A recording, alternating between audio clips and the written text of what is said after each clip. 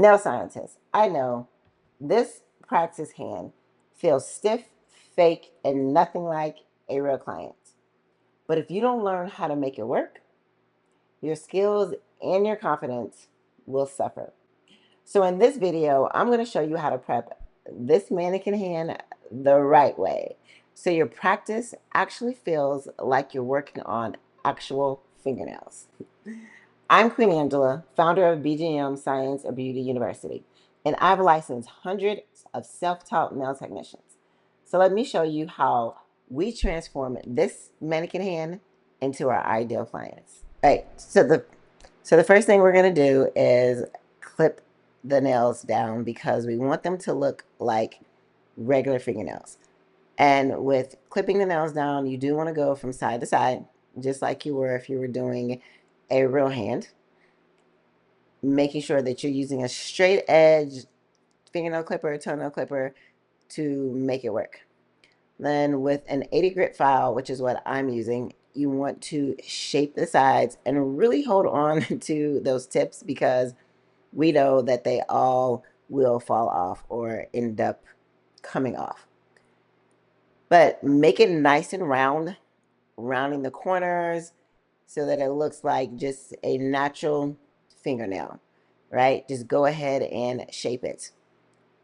It's okay. Yes, it's a mannequin hand, and we're getting it ready for an actual, looking like an actual nail hand and making the tips look as if they belong on a real person's hand.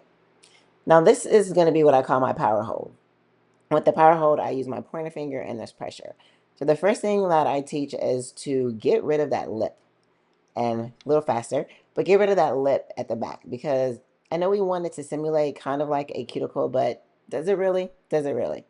So using your 80 grit file, holding on to the nail, just file it all off nice and smooth. So you don't have that lip in the back and you're able to take your product all the way to the back.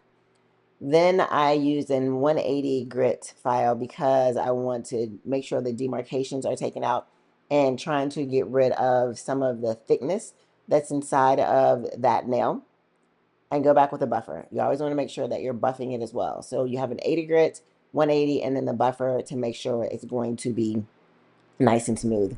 And get rid of those little scraggly things that you see at the bottom. Okay, let's stop here. If you're not comfortable using an e-file, don't use it. However, you can use your e-file to help prep the nails. If so, I'm going to be using a ceramic first, then a carbide, then the file, then the buffer. But if you haven't started handling your e-file yet, no worries. The 80 grit is just as strong. Now with the ceramic, you want to go one way because the teeth go one way. You want to start from your right side and go over to your left. The first thing I'm doing is getting rid of the lip so it can be nice and smooth.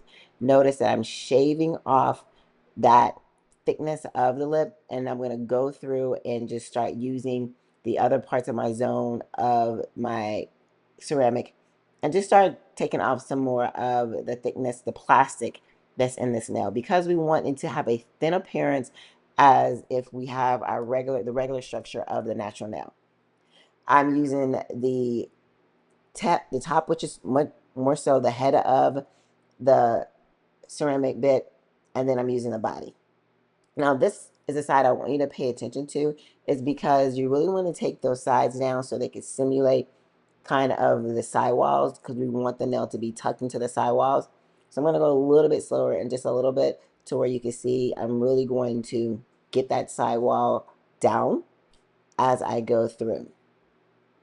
Right here, nice and slow. I'm going right there by the side and I'm kind of shaving that area off to make sure that it's going to be nice and smooth. But we're going to get it on the other side with the hand file just to be safe, and also with our carbide bit. Now, once we have that, we're going to go ahead and put in a fine carbide bit, and we're going to go back over and just smooth it out, take away some more of those scratch marks, those demarcations in it, because we want it to be smooth, and we also want to take off a little bit more of the plastic, because the thinner it is going to be weaker, but the better. Now using more of a vertical motion, I'm going to start at the cuticle area and come on back. So at the base of the nail and come back to the free edge just to shave off a little bit more. And if you notice the darkness, you can see the little dark circle in the middle. But using this, just making it even more smooth before I go in with the buffer to clean it up even more. But you're going to notice like the color has changed in it. It's a little bit more transparent. Now with the 80 grit file, you definitely want to go down in your grits to make sure that the nail is nice and smooth. Yes, this seems like a lot of work. However, it's just going to make practice that much more easier to do and just give you a little bit more of a sense of what your ideal client's hands will probably look like, what you could work with. The tips will last longer, the tips will go in easier, the forms will go on better. It's just going to make sense. And after you're all done, you just want to buff it all out and get it nice and smooth and clean it up. Notice that I do have a dust collector that's underneath there just to make sure there's no dust that's around. So if you have a dust collector, that's going to be great. But otherwise, just use your buffer and your file and just take it all off. And I promise you, once you get done, you're going to look like this and it's going to look like the natural nail. Now that you have prepped your hand, it is ready for whatever kind of enhancement, coating, just practice that you want to put into place. Yes, it's going to take a little work, but that's what we're here for. We're here to work and we're here to be successful. And we want to make sure that our practice hand does the job as well until we get our regular clients. You may say that working on a client is probably easier. No, it's not. But if you like this kind of content and you want to see some more of this, just leave some suggestions in the comments below, and I'll be back for more.